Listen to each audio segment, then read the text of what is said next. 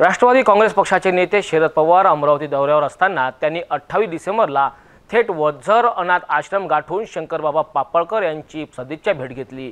या भेटीदरम्यान अनाथ आश्रमातील मुलांनी पवार यांच्यावर पुष्पवृष्टी करून त्यांचे आगळेवेगळे स्वागत केले। एवढेच नव्हे तर मुलांनी हाताने बनवलेला चहा पान सुद्धा त्यांनी स्वीकारला। शरद पवार हे अमरावती जिल्ह्याच्या दौऱ्यावर असताना त्यांनी आज अमरावती जिल्ह्यातील वझर येथील शंकरबाबा पापळकर यांच्या मतिमंद बेवारस आश्रमशाळेला भेट दिली। यावेळी संपूर्ण आश्रमशाळेची पाहणी केली। यावेळी विद्यार्थ्यांनी शरद पवार यांच्यावर फुलांची उधळण करत स्वागत केलं। त्यानंतर शरद पवार यांनी मतिमंद बेवारस मुलांच्या समस्या जाणून घेतल्या।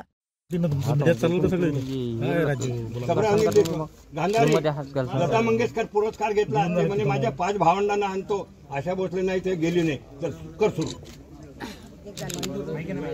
7 परीक्षा पास केल्या।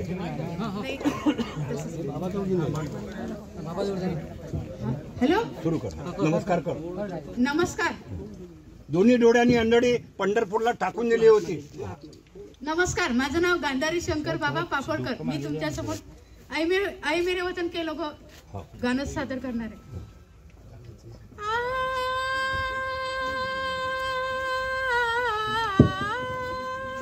टाळ्या वाजवा। आई मेरे वतन के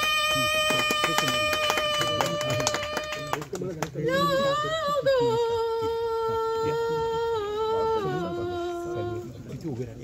तुम खूब लगा लो नारा।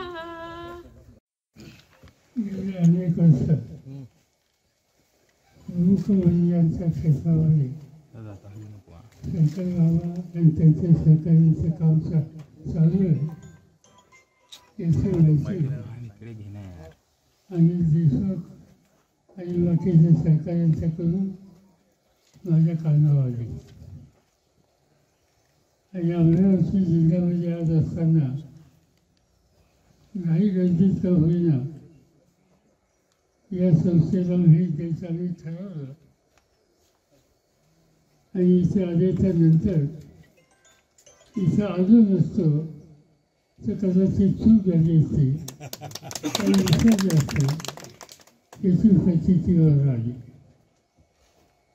काही गोष्टी कुणाच्या हातात नसतात, कुणाला दृष्टी कमी आहे, कुणाला ऐकायला कमी येतं, कुणाला शारीरिकदृष्ट्या काही अवयवाची कमतरता आहे आणि त्यामुळे जीवन कसं जगायचं हा होत नाही। पण तिथं आल्याच्या नंतर त्यांचा आत्मविश्वास वाढून त्यांना स्वतःचं पायावर उभं करण्याच्या संबंधीची मोलाची कामगिरी ही शंकरबाबांच्या संस्थेमध्ये गेले अनेक वर्ष होते। या त्यांच्या कामाला मी आपल्या सगळ्यांच्या वतीनं शुभेच्छा देतो, त्यांचं अभिनंदन करतो। तुम्ही हे जे काम करताय या कामाला तोच नाही, या कामाच्या भातीचे आणि सगळेजण कधी काही कसलंही संकट आलं तर तुम्ही हक्काने आवाज सांगू शकता, एवढंच या ठिकाणी सांगतो आणि माझे 2 शब्द सांगतो। 18 वर्षानंतर बेवारस मतिमंद मुलांचं भवितव्य उज्ज्वल व्हावं यासाठी शंकर बाबा पापळकर यांनी शरद पवार यांना निवेदन दिले आणि याकडे लक्ष दिले पाहिजे अशी मागणी केली। यावेळी शरद पवार यांनी तुम्ही आम्हाला हक्काने सांगा, आम्ही तुमची मदत करू असं वक्तव्य शरद पवार यांनी यावेळी केलं। तर तुम्ही दिलेले निवेदन हे सरकार दरबारी पोहोचू असेही शरद पवार यांनी यावेळी सांगितले। यावेळी अंध विद्यार्थ्यांनी देशभक्तीपर गीत म्हणत शरद पवारांचं स्वागत केलं। यावेळी आमदार अनिल देशमुख, माजी मंत्री हर्षवर्धन देशमुख यासह अनेक जण उपस्थित होते। ह्या भारतातल्या राजनीतीचे सगळ्यात चाणक्य आहे हे तुमच्या लोकांना माहीत आहे। आणि मी कधी यांच्याशी माझे लहानपणचे 40 वर्षापासूनचे संबंध आहेत।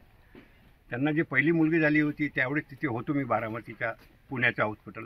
तो मुद्दा जाऊ द्या, पण 40 वर्षात जसं राजकारणाशी मी त्यांच्याशी दूर राहिलेलो आहोत आणि त्या कारणानं मी हे समाजसेवेमध्ये पडलो। पण त्यांची माझी ओळख इतकी आहे का विचार आज मी सांगू शकत नाही। पण आज इथे आणायला कारण का हा माणूस काम करणार आहे। मी त्यांच्यावर शेर दिला आहे, फोटो दिलेला आहे क्या मैं कैसी डाल दूँ तलवार आगे दुश्मन के, सर मेरा बदन से अभी जुदा हुआ ही नाही, हे ते बोललेले आहेत ना. मग 18 वर्षानंतर ते मुलं कुठे जातात? कोणी नोंदच घेत नाही. पैसा द्यायला तयार आहेत, ग्रँड द्यायला तयार आहेत, पण पुनर्वसनाचं काय? ह्या सगळ्यात आहे. आणि तुम्ही पहा पवार साहेबांनी किती जाणीवबाज माणूस आहे का. त्यांनी गांधारीला टाळ्या वाजवल्या आणि रूपा नागपूरच्या मेडिकल कॉलेजमध्ये भरती आहे, मी तिला पाहायला जाईल हेही म्हटलं.